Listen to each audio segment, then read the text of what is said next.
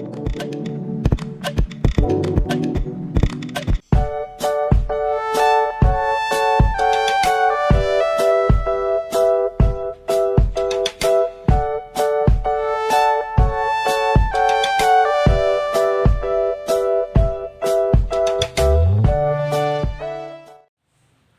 semuanya, salam hangat luar biasa. Bertemu kembali dengan Bapak Toto Priyono di channel edukasi pembelajaran online. Pada video pembelajaran kali ini, Bapak akan berikan pembelajaran materi kelas 5, tema 2, subtema 1, pembelajaran kedua tentang udara bersih bagi kesehatan. Untuk lebih jelasnya, mari kita ikuti tayangan video pembelajaran berikut ini.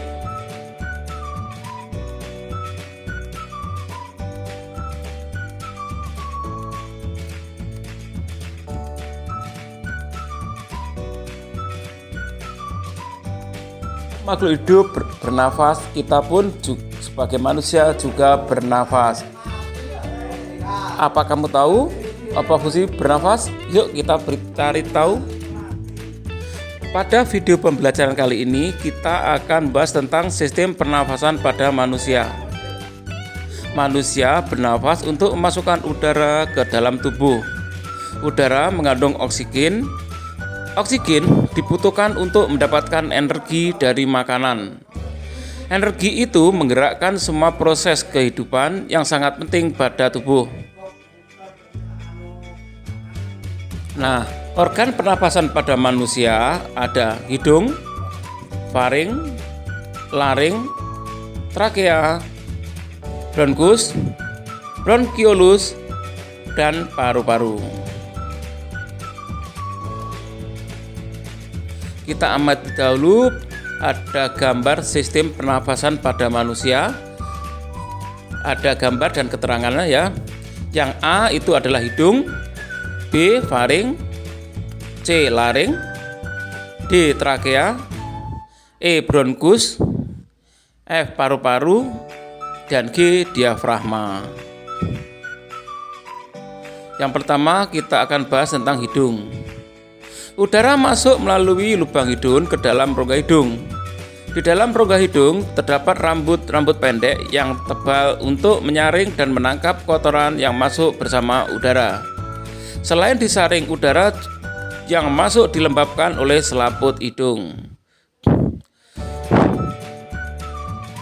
Yang kedua, faring. Faring merupakan persimpangan antara saluran pernapasan pada bagian depan dan saluran pernapasan cernaan pada bagian belakang. Yang ketiga, laring. Laring atau tekak atau jakun terdapat di bagian belakang faring. Laring terdiri atas 9 susunan tulang rawan berbentuk kotak.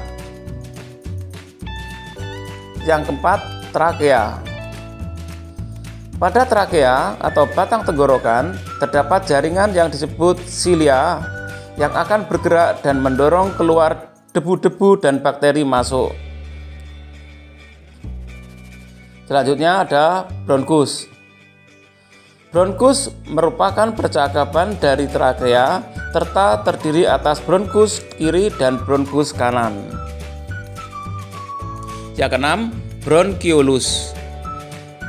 Bronkiolus merupakan percakapan dari bronkus. Dan yang terakhir adalah paru-paru.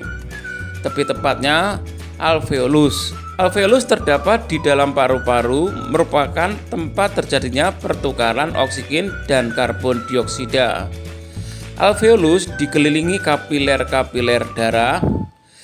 Alveolus berbentuk seperti buah anggur. Kita amati terlebih dahulu gambar paru-paru ya. Ada gambar dan ada keterangan ya. Kita lihat bagian yang A yaitu paru-paru kanan, bagian B bronkus kiri, C otot-otot di dinding bronkus, D ruang udara di dalam bronkus, E bagian dalam bronkus, F alveoli, G. Ruang udara di alveoli. H. Pembuluh darah. Dan I. Bronchiola. Bagaimana cara manusia bernafas?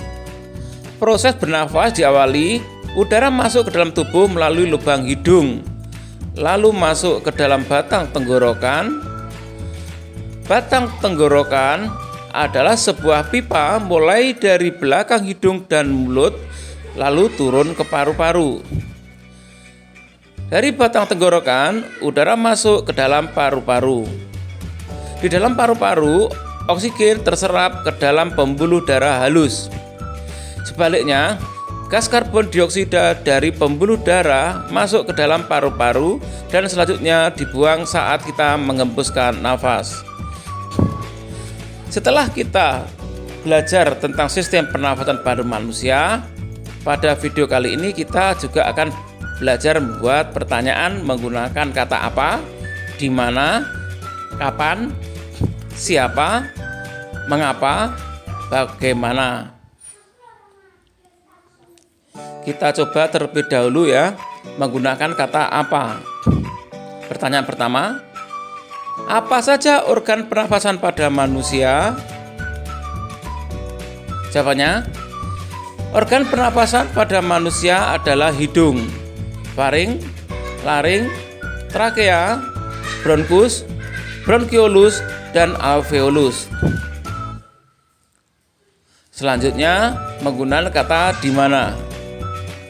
Contohnya, di mana letak laring?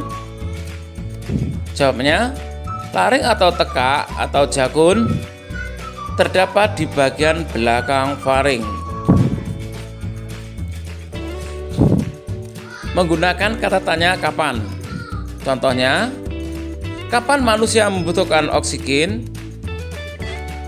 Jawaban, setiap saat manusia membutuhkan oksigen.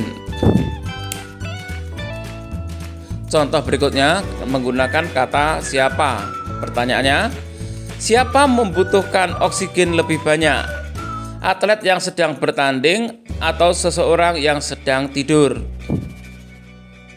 Kira-kira jawabannya adalah ya, jawabannya atlet yang sedang bertanding membutuhkan oksigen lebih banyak untuk mendapatkan energi dari makanan. Kata berikutnya, mengapa? Pertanyaan, mengapa kotoran tidak bisa masuk ke tubuh melalui lubang hidung? Jawabannya, karena di dalam rongga hidung terdapat rambut-rambut pendek dan tebal untuk menyaring dan menangkap kotoran yang masuk bersama udara. Dan terakhir menggunakan kata bagaimana. Contohnya, bagaimana manusia bernafas? Jawabannya, manusia bernafas dengan cara udara masuk ke dalam tubuh manusia melalui lubang hidung, lalu masuk ke dalam batang tenggorokan, kemudian ke dalam paru-paru. Di dalam paru-paru, oksigen terserap ke dalam pembuluh darah halus.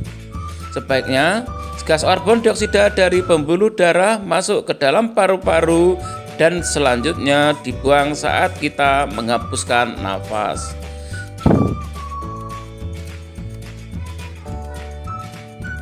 Selanjutnya, apakah kamu pernah tidur? Tentu saja. Ya, manusia membutuhkan tidur untuk istirahat. Apakah kamu tahu saat kita tidur, kita juga bernafas? Tentu saat kita beristirahat atau tidur, di dalam setiap tarikan nafas kita menghisap dan mengembuskan sekitar setengah liter udara. Kita menarik nafas sebanyak 15-20 kali setiap menit. Sebaliknya, setelah beraktivitas berat, misalnya balapan lari, kita membutuhkan lebih banyak oksigen. Saat itu, kita menarik nafas lebih dalam dan lebih cepat. Dalam setiap tarikan nafas, kita menghirup udara sebanyak 3 liter atau lebih. Dalam setiap menit, kita menarik nafas sebanyak 50 kali atau lebih. Itulah sebabnya kita terengah-engah.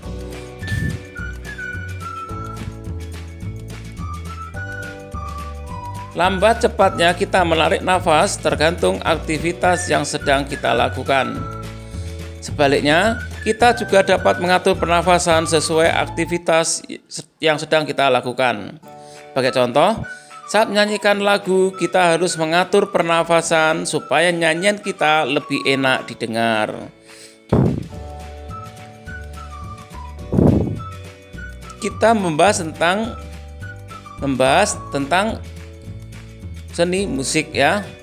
Di dalam seni musik terdapat yang dinamakan tangga nada diatonis. Apa itu tangga nada? Tangga nada merupakan susunan berjenjang, misalnya ya.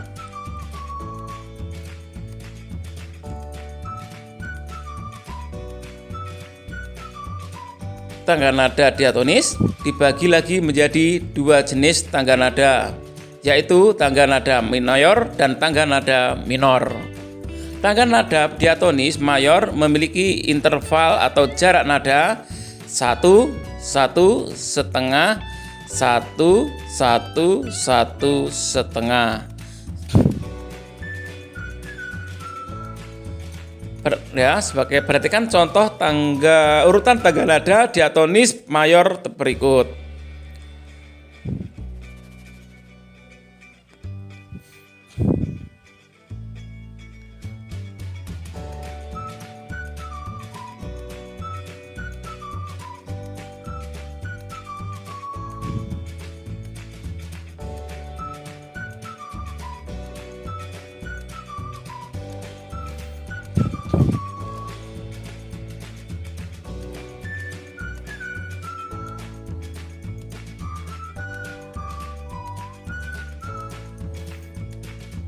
Nah, ciri-ciri tangga nada diatonis yaitu bersifat riang gembira, bersemangat, biasanya diawali dan diakhiri dengan nada do, namun tidak menutup kemungkinan diawali dengan nada sol atau mi dan diakhiri dengan nada do.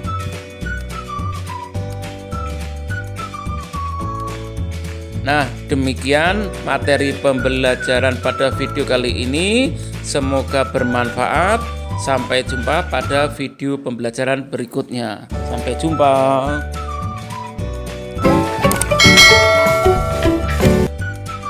Bagaimana video pembelajaran tadi? Cukup jelas bukan? Bapak harap bisa dimengerti dan dipahami. Jangan lupa tetap rajin belajar dan terus semangat. Wassalamualaikum warahmatullahi wabarakatuh.